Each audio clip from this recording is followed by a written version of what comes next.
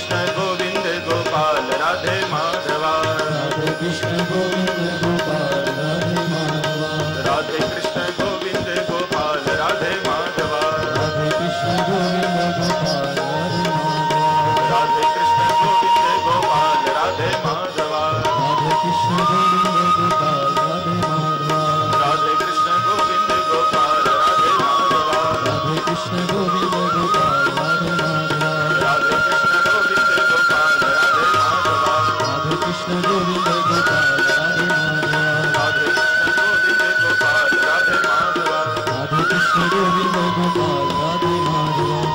कृष्ण कन्हैया लाल की जय, श्री गोवर्धन नाथ की जय, वल्लभाधीश धीश की जय, श्री भागवत भगवान की।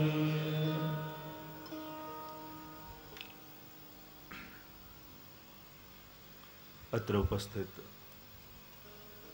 श्रद्धेय भूदेव वृंद एवं श्रीमद् भागवत નું રસપાન કરવા આવેલા સર્વે આત્મીજનો,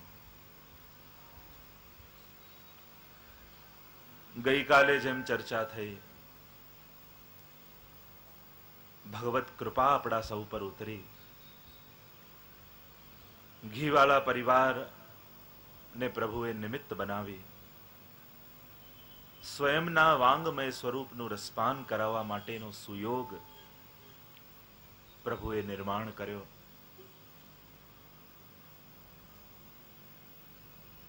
એક કથા હું વાંચતો હતો.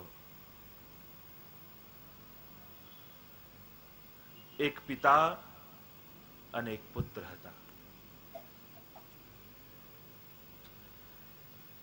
પિતાએ પુત્રને કહ્યું કે આપણે બંને એક રમત રમીએ. અને પિતાએ પુત્રને કહ્યું કે તું ઘરમાં ક્યાંક જઈને સંતાઈ જા અને હું તને શોધવા આવું છું. પુત્રએ કહ્યું ના, તમે સંતાઈ જાઓ ને હું તમને ગોતવા આવું. પુત્રએ આંખો બંધ કરી અને પિતા ઘરમાં ક્યાંક જઈને સંતાઈ ગયા. આંખો ખોલી અને પિતાને શોધવાની શરૂઆત કરી. પિતા ઘરમાં સંતાયા, પણ સંતાઈને જુએ છે પોતાના પુત્રને, અને પુત્ર પિતાની શોધમાં નીકળ્યો છે. શોધતા શોધતા પુત્રના હાથમાં કેટલાક રમકડાઓ આવ્યા અને રમકડાઓમાં એટલો બધો આકર્ષિત થયો, રમવા લાગ્યો. મન એટલું બધું એમાં લાગી ગયો કે પિતાને શોધવા નીકળ્યો છું.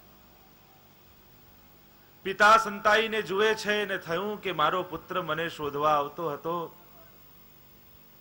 આ ગાડી, બંગલા અને ઢીંગલીના રમકડાઓમાં ફસાયો. પાછળથી પિતાએ આવાજ લગાઈ, બેટા મને શોધતો. અને પુત્રની અંદર જાગૃતિ આવી, અરે હું તો પિતાને શોધવા નીકળ્યો છું, આ રમકડાઓમાં અટવાઈ ગયો. પુનઃ શોધ પિતાની શરૂ થઈ. આખા એ ઘરમાં ફરી રહ્યો છે. ફરતા ફરતા રસોડામાં આવ્યો. ભોજનના બહુ સુંદર પદાર્થો પડ્યા હતા અને ભોજનના પદાર્થોને જોઈને લલચાયો, ખાવા લાગ્યો.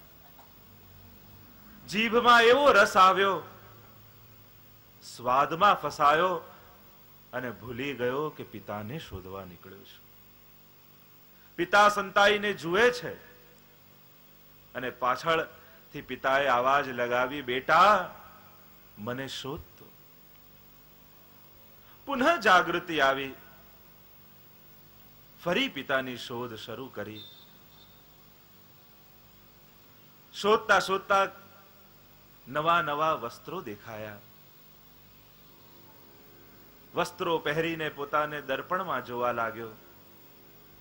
પોતાનામાં એટલો મશગુલ થયો, પોતાના રૂપમાં આકર્ષિત થયો અને ભૂલી ગયો કે પિતાને શોધવા નીકળ્યો છે.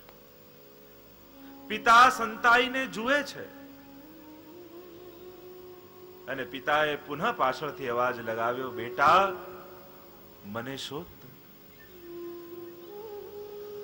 અને હવે પુત્રના મનમાં સંકલ્પ થયો, હવે ક્યાંય ફસાવું નથી.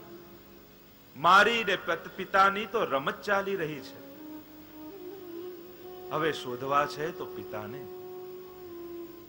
અને સંકલ્પિત થઈ શોધતો આવ્યો અને પિતાને ગોતી લીધા. બસ આ જ છે આપણી અને પરમાત્માની રમત. આપણે પણ આંખો બંધ કરીએ ને માના ગર્ભમાં આવીએ, જન્મ લે બાળક અને પિતા અને આ પુત્રની રમતની શરૂઆત થાય. શોધ શરૂ થાય. આવ્યો છે પિતાને શોધવા માટે,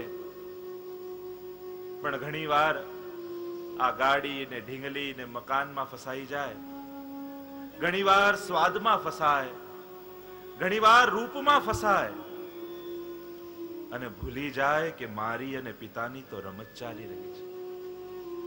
પણ જ્યારે જ્યારે આવા સત્સંગના આયોજન થાય, ભાગવત કથાઓ થાય, ત્યારે માનવું કે પરમ પિતાએ પુનઃ અવાજ લગાવ્યો છે કે બેટા મને શોધતો. પ્રત્યેક સત્સંગનું આયોજન એ પરમ પિતાનો પોકાર છે કે આપણને પોકારી રહ્યા છે કે તારી અને મારી તો રમત ચાલી રહી છે. આ જીવ આવ્યો ક્યાંથી? આ રમત ચાલે છે. રમત માટે તો ભગવાને આ વિશ્વને પ્રગટ કર્યું, લીલા કરવા માટે. જ્યારે જ્યારે સત્સંગના આયોજન હોય ત્યારે માનજો કે પિતાએ પુનઃ પોકાર કર્યો છે, પુનઃ આપણને સભાન કરી રહ્યા છે કે તું આ રમકડાઓમાં, સ્વાદમાં, રૂપમાં ફસાવા માટે નથી આવ્યો, તું તો મને શોધવા આવ્યો છે. આ શ્રીમદ ભાગવત એ પ્રભુની પ્રાપ્તિનો અવસર છે. આ એક મોકો છે. ભાગવત સાંભળવા આવશો અને ભગવાન મળશે એ તો પાછળની વાત. મહાત્મ્યમાં તો ત્યાં સુધી કહ્યું કે યત્ર યત્ર ચતુર્વક્ત્ર શ્રીમદ ભાગવતમ ભવેત ગચ્છામિ તત્ર તત્રાહમ ગૌર યથા સુતવત્સલાહ.